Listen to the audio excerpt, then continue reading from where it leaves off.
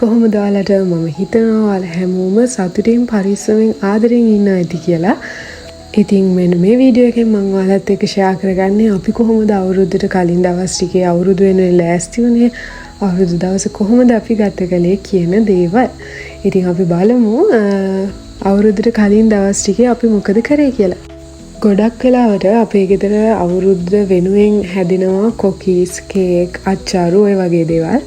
ඉතින් පැණිවලලු, කොණ්ඩ කැවුම් ඒ වගේ දේවල් ඉතින් ඇත්තටම කඩින් තමයි ගන්නෙ. ඉතින් මේ අවුරුද්දෙත් වෙනදා වගේම අපි අපේ අවුරුදු කේක් එක හදන්න තමයි යන්නේ. මම දන්නවා ඔයාලා හැමෝම කේක් හදන්න දන්නවා කියලා. ඒ වුණාට ඉතින් මේක මට ලබන අවුරුද්දට මේ අවුරුද්ද වෙනුවෙන් හොඳ මෙමරි එකක් හින්දා මම මේ වීඩියෝස් ටිකත් මේ වීඩියෝ එකටම ඇඩ් කරනවා. අපි මේ හදන්නේ කිලෝ 1 චොක්ලට් කේක් එකක්. ඉතින් මම ඔයාලට මොනවද මේන් ඉන්ග්‍රීඩියන්ට්ස් කියලා පැත්තකින් මෙන්ෂන් කරගෙන යන්නම්. මේ පාර අපි චොක්ලට් කේක් එකට චොක්ලට් බිස්කට් උත් ඇඩ් කරගන්නවා. රසයේ ටිකක් වෙනස් කරගන්න. ඉතින් අපි බලමු ඒක කොහොම රසක එකක් වෙයිද, ඇත්තටම එහෙම එකතු කරාම හරිම රසයිද නැද්ද කියලා. කේක් එක හදනකම් අපි කට්ටිය අලුත් අවුරුද්ද ගැන ටිකක් කතා කරමුකෝ. ඉතින් ලංකාවේ අපිට අලුත් අවුරුද්ද කියලා කියන්නේ අපි හැමෝම ආස කරන කාලයක්. පොඩි ලොකු අපි හැමෝම. ඉතින් මම හිතනවා අවුරුද්ද වෙනුවෙන් ලෑස්ති වෙන අවුරුදු කාලෙට ආස කරන්න වයස ભેදයක් නැහැ කියලා. ඉතින් අපි හැමෝම ආස කරන අලුත් අවුරුද්දට ලෑස්ති වෙන්නේ මෙන්න මෙහෙම තමයි. මේ පාර කේකුයි කොකිසුයි හැදුවේ මමයි නන්නේ. අම්මි තමයි ඉතින් ඉතිරි වැඩ ටික කරේ. මට ඔයාලට තව යාළුවෝ දෙන්නෙක් අඳුනලා දෙන්න බැරි වුණානේ. මේ ඉන්නේ අපේ ටොම්, ජෙරි. මේ දෙන්න එකටම ඉන්න නිසා තමයි අපි මෙයාලට ටොම්, ජෙරි කියලා නම තිබ්බේ. මේ දෙන්න මාරම දඟයි.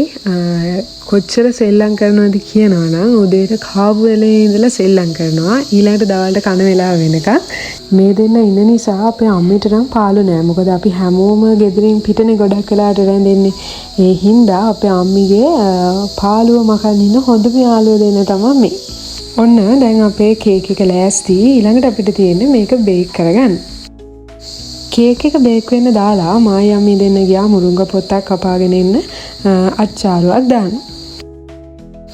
කේක් එක බේක් වෙන අතරේ අපි කොකීස් හදන්න ඕන හාල් පිටි ලෑස්ති කරගත්තා.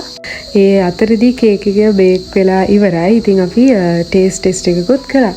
මොකද කැවිලි මේසෙට තියන්න කලින් අපි ටෙස්ට් එකක් කරන්න ඕනනේ. ඔන්න දැන් ඊළඟට අපි කොකීස් ටික හදාගමු. කොකීස් හදනකොට අපි හාල් පැය කීපයක් පෙගෙන්න තියලා වතුරේ ඒ වතුර ටික බහිනකන් ඉඳලා තමයි කොටා ගන්න ඕනේ. ඉතින් එහෙම ලෑස්ති කරගත්ත හාල් පිටි ටික අපි හොඳට හලා ගන්න ඕනේ. ඒ වගේ කැට නැති වෙන තැනට එනකම්. මම පිටි හලන විදිය වැරදි කියලා අපේ අම්මිය ආවා පිටි ටික හලන්න. මොකද මම හැලුවොත් අවුරුද්ද ඉවර වෙනකම් පිටි ටික හලනවා කියලා. අපේ නන්නිත් බරටම වැඩ. ඉතින් අපි තුන් දෙනා එකතු වෙලා තමයි අවුරුද්ද වෙනුවෙන් ඔන්න ඔය කැවිලි ලෑස්ති කරගන්නේ. අපේ මල්ලිත් අපිට ගොඩාක් උදව් කරනවා ඒ හදන ඒවා කාලා. දැන් අපි පිටි ටික හලාගෙන ඉවරයි. ඊට පස්සේ අපි ඇස්ට්‍රා බිත්තරයක් එහෙම දාලා හාල් පිටි වලින් කොකීස් හදන්න ඕන මිශ්‍රණය හදාගන්න.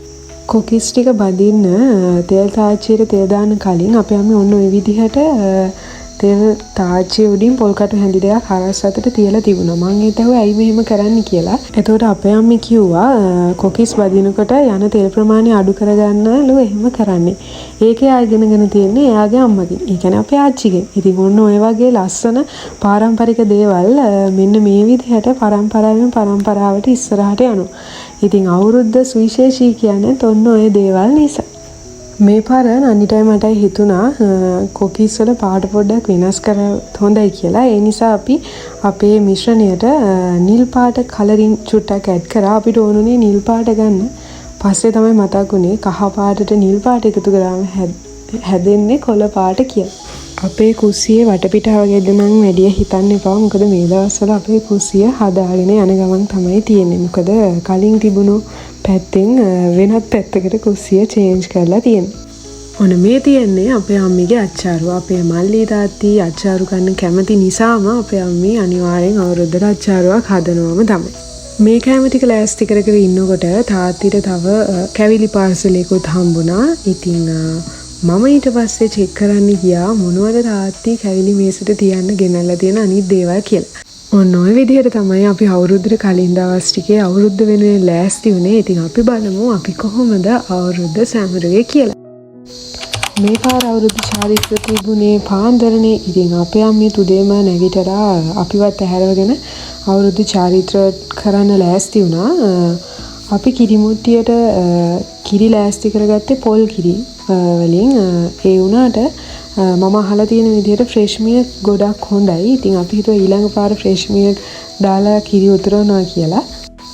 ඔන්න ඉතින් අපිත් හරියටම නැකතට ලිප ගිනි මෙලෙව්වා. ඊළඟට තියෙන්නේ කිරිමුට්ටිය මේ ලිප උඩින් තියලා කිරි ඉතිරෙනකන් හරිම ආසාවෙන් බලාගෙන ඉන්න. ඔන්න ඉතින් මේ අවුරුද්දට ආශිර්වාදයක් අරගෙනම හරිම ලස්සනට කිරිමුට්ටියෙන් වටේටම කිරි ඉතිරුණා. ඔන්න ඊළඟට තියෙන්නේ මම නම් ආසම නැකතක් ආහාර අනුභවය වැඩ ඇල්ලීම ගනුදෙනු කිරීම. ඉතින් අපි කිරි උතුරලා කිරිබත් හදන්න පැය 2ක වගේ කාලයක් තිබ්බ නිසා ඒ වැඩ ටික ඉක්මනට කරා. මේ තියෙන්නේ මේ අවුරුද්දේ අපේ කැවිලි මේසෙ. ඉතින් මට හැමදාම වගේ ඔයාලා වෙනුවෙන් ප්‍රාර්ථනා කරන්න තියෙන්නේ ඔයාලා ආස කරන ජීවිතය මොකද්ද? ඔයාලා ආස කොයි විදිහට ජීවත් වෙන්නද? අනේ ඒ ආස විදිහට ජීවත් වෙන්න ඔයාලට මේ අවුරුද්ද සුබම සුබ අවුරුද්දක් වෙන්න ඕනි කියලා. අම්මේ කිරිබත් එක ලෑස්ති කරනකම් මමයි නන්නේ දෙන්න කැවිලි මේස ලෑස්ති කරා. ඉතින් ඊළඟට තියෙන්නේ ඔන්න ඒ චාරිත්‍රයත් හරිය විදිහටම ඉෂ්ට කරන්න. අවුරුදු චාරිත්‍ර ටික ඉවරනාට පස්සේ ඊළඟට අපි කරන්නේ කැවිලි පිකන් අපේ හිතවතුන්ට බෙදලා දෙන එක. අපි ඉතින් වටේ පිටේ ඉන්න හැමෝටම කැවිලි පිකන් අපි බෙදුවේ නෑ. මොකද ඒ වටේ පිටේ ඉන්න හැම අසල්වාසියාම අපිට හිතවත් නෑනේ. ඉතින් අපි අපේ හිතවත්ම අසල්වාසීන්ට කැවිලි පිකන් බෙදුවා. මේ පාර අවුරුදු චාරිත්‍ර උදේවරුෙන් ඉවරයිනේ. ඉතින් අපි හිතුවා අද දවසේම නෑගම් යන්න. හැම අලුත් අවුරුද්දකම අපේ ගෙදරට නෑගම් වෙන කට්ටියක් ඉන්නවනේ. ඉතින් එයාලා එනකන් ඉඳලා එයාලටත් අවුරුද්දේ හරිම ආදරෙන් සංග්‍රහ කටයුතු ටික කරලා අපි අපේ ගමන් ටික පටන් ගත්තා. එහෙනම් ඉතින් මේ ලැබුවා 2025 අලුත් අවුරුද්ද ඔයාලටත් සුබම සුබ අලුත් අවුරුද්දක් වෙන්න කියලා මම හදවතින්ම ප්‍රාර්ථනා කරනවා. මේ vlog එක ආදරෙන් බැලුවට ඔයාලා හැමෝටම ගොඩාක් thank you. ඉතින් වෙනදා වගේම මට කියන්න දෙන මගේ channel එකට අලුත් යාළුවෙක් නම් මාව subscribe කරගෙන යන්න අමතක කරන්නත් එපා. එහෙනම් ආයෙත් අලුත් vlog එකකින් ඉක්මනින්ම හම්බ වෙනකන් ඔයාලා හැමෝම ආදරෙන් පරිස්සමෙන් සතුටින් ඉන්න.